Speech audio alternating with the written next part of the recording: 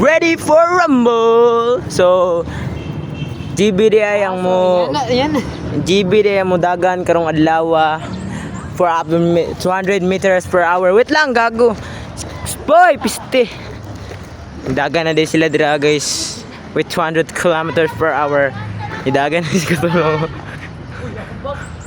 200 kilometers per hour guys. Paspas kasi may mga dagan no. Oh. Mabot pa na dito Wow. Awan na tabo na scene. Okay, hulato lang nato ang pag-abot nila. Hula tra. Si GB nangunguna sa racing. Habang si Katulong naman na hindi pa nakakaabot.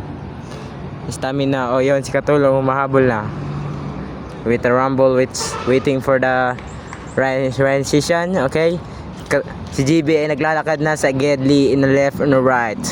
Ayan na po, mapaparating na si GB. Naka-trickle state, nag-hiding in the back pa talaga. Paparating na si Katulong. Nag-waiting pa sa 200 kilometers per hour. Hindi pa talaga si GB. Ayan na, nagtatabog na si Dados. Oh my god, naghahabol. Oh my god, nagtatago sa Gedli si Idol. Ayan na, nagtatakbuhan. Holy shit, we cannot come in back. Coach Stickies WDZ. Panalo si JV. JB, yes ito.